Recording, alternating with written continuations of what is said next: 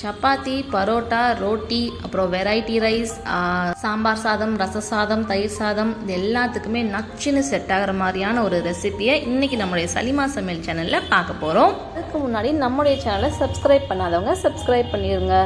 Welcome to Salima சமையல். இன்றைக்கி நம்ம 6 முட்டையை வேக வச்சு எடுத்துக்கிட்டோம். வேக வச்ச முட்டை அந்த ஓடெல்லாம் நீக்கிட்டு இந்த பாயில் பண்ண எக்கை அந்த கட்டர் இருக்குல்ல அதில் வச்சு பாதி அளவுக்கு மட்டும் கட் பண்ணி எடுத்துக்கோங்க. அப்படி இல்லாட்டினா இந்த கத்தி வச்சு நாங்கள் கட் பண்ணி காட்டியிருக்கிறோம் இல்லையா, அந்த மாதிரி கட் பண்ணிக்கோங்க. அதாவது எக்கை ஃபுல்லாக கட் பண்ணிடக்கூடாது. கட் பண்ண எக்கை ஒரு பிளேட்டில் எடுத்து வச்சுக்கோங்க. இப்போ ஒரு கடாயை சூடு பண்ணிக்கோங்க. கடாய் சூடானதுக்கப்புறமா 2 டேபிள் ஸ்பூன் அளவுக்கு எண்ணெய் சேர்த்துக்கோங்க. இந்த எண்ணெயில் 1/2 டீஸ்பூன் அளவுக்கு உப்பு, 1/2 டீஸ்பூன் மஞ்சள் தூள், 1/2 டீஸ்பூன் மிளகாத்தூள் இதை போட்டு நல்லா மிக்ஸ் பண்ணிக்கோங்க. நம்ம சூடாக இருக்கிற எண்ணெயில் மசாலா சேர்க்குறதுனால ஒரு மாதிரி நெறி அடிக்கும், ஒரு மாதிரி தும்மல்லாம் வரும்ல, அதனால் அடுப்பை ஸ்லோ பண்ணிக்கோங்க. இந்த மசாலாவை வந்து எண்ணெயோட நல்லா மிக்ஸ் பண்ணதுக்கப்புறமா நம்ம கட் பண்ணி வச்சுருந்தோம் இல்லையா எக்கு, அதை ஒன்று ஒன்றா அதில் சேர்த்துக்கோங்க. இந்த மசாலாலாம் எக்கு கூட நல்லா கோட் ஆகணும்.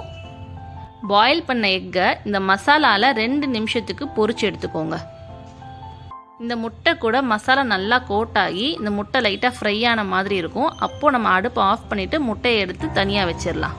ரெடி ஆகிடுச்சு. இப்போ நம்ம மசாலா செய்ய போகிறோம். அதுக்காக நம்ம ஒரு கடாயில் 4 டேபிள் ஸ்பூன் அளவுக்கு எண்ணெய் சேர்த்துக்கலாம். எண்ணெய் சூடானதுக்கப்புறமா 3 நறுக்கின பெரிய வெங்காயம் சேர்க்குறோம். இந்த பெரிய வெங்காயத்தை வந்து சின்ன சின்னதாக கட் பண்ணிக்கணும். அதாவது எவ்வளோக்கு எவ்வளோ மெல்லிசாக கட் பண்ண முடியுமோ அந்த அளவுக்கு மெல்லிசாக கட் பண்ணிக்கோங்க. அப்படி இல்லைனா மிக்சியில் கூட நீங்கள் அரைச்சி சேர்த்துக்கலாம். ஆனால் மிக்சியில் அரைச்சி சேர்த்திங்கன்னா அது இந்த அடி பிடிக்கும். ஸோ அது வந்து கவனமாக பார்த்து யூஸ் பண்ணுங்கள். இந்த வெங்காயம் கொஞ்சம் கோல்டன் ப்ரௌன் வர அளவுக்கு வதக்கிக்கலாம். டார்க்கான கோல்டன் ப்ரௌன் கிடையாது, கொஞ்சம் லைட்டாக வதக்கிக்கோங்க. 2 மீடியம் சைஸ் தக்காளி சின்ன சின்னதாக கட் பண்ணி சேர்த்துக்கலாம். இன்கேஸ் நீங்கள் வெங்காயத்தெல்லாம் பேஸ்ட்டாக சேர்த்திங்க அப்படின்னா தக்காளியுமே பேஸ்ட்டாக சேர்த்துக்கோங்க. ஒரு 2 நிமிஷத்துக்கு லோ ஃப்ளேமில் வச்சு வதக்குனதுக்கப்புறமா 3 பச்சை மிளகா சேர்க்குறேன். அது எங்கள் வீட்டில் குழந்தைங்கள்லாம் இருக்கிறதுனால நான் சின்ன சின்னதாக கட் பண்ணி சேர்க்காம இந்த மாதிரி கீரி சேர்த்துக்கிறேன். நீங்கள் உங்களுக்கு வேணும்னா குட்டி குட்டியாக கூட கட் பண்ணி சேர்த்துக்கோங்க.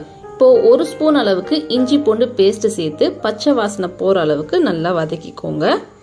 1/4 ஸ்பூன் மஞ்சள் தூள், 1 டேபிள் ஸ்பூன் அளவுக்கு மிளகாத்தூள், அப்புறம் இந்த மசாலாவுக்கு தேவையான அளவுக்கு உப்பு சேர்த்து நல்லா வதக்கிக்கலாம்.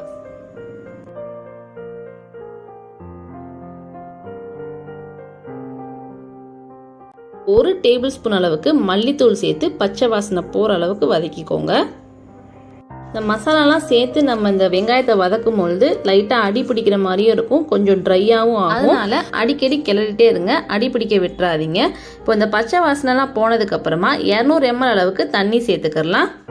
தண்ணி சேர்த்ததுக்கப்புறமா எண்ணெய் பிரிஞ்சு வர வரைக்கும் நல்லா கொதிக்க வச்சுக்கலாம். கரெக்டாக ஒரு 5 நிமிஷம் ஆகும்.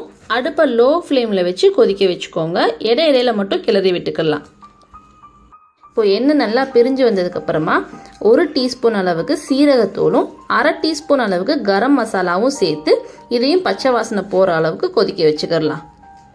மசாலாவில் உப்பு டேஸ்ட் பண்ணி பார்த்துக்கோங்க, பத்தலைன்னா சேர்த்துக்கோங்க. இப்போ இந்த மசாலா சூப்பராக ரெடி ஆகிடுச்சு, கமகமான் வாசனையோட. இந்த டைமில் நம்ம ரெடி பண்ணி வச்சுருந்தோம் இல்லையா பாயில் பண்ண எக்கு, அதை வந்து இந்த மசாலா கூட சேர்த்து நல்லா மிக்ஸ் பண்ணி எடுத்துக்கோங்க. இந்த எக்கை வந்து மசாலா கூட மிக்ஸ் பண்ணும்போது கொஞ்சம் கவனமாக மிக்ஸ் பண்ணணும். இல்லாட்டா நம்ம அந்த பாதி அளவுக்கு கட் பண்ணி வச்சுருந்தோம் இல்லையா, அந்த எக்கு வந்து உடஞ்சிரும். அதுக்காக தான்.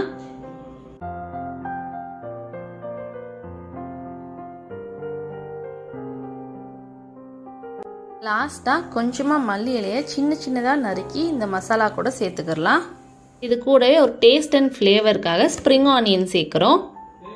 இந்த ஸ்ப்ரிங் ஆனியன் வந்து எங்கள் வீட்டு மாடி தோட்டத்திலேயே நாங்கள் பறித்தது. வீடியோடைய லாஸ்ட்டில் எங்கள் வீட்டு தோட்டத்துலேருந்து பறித்த ஸ்ப்ரிங் ஆனியன் காட்டியிருக்கேன். ஸோ வீடியோ ஃபுல்லாக பாருங்கள். அவ்வளோதான், சூப்பராக சுவையான எக் மசாலா ரெடி ஆகிடுச்சு. இப்போ அடுப்பு ஆஃப் பண்ணி சுட சுட சர்வ் பண்ணுங்கள். 1 சப்பாத்தி 2 சப்பாத்தின்னு சாப்பிட்றவங்க குழந்தைங்க கண்டிப்பாக 3-4ன்னு சாப்பிடுவாங்க. இன்றைக்கி நம்முடைய சலிமா சமையல் சேனலில் எக் மசாலா எப்படி செய்கிறதுன்னு பார்த்தீங்க.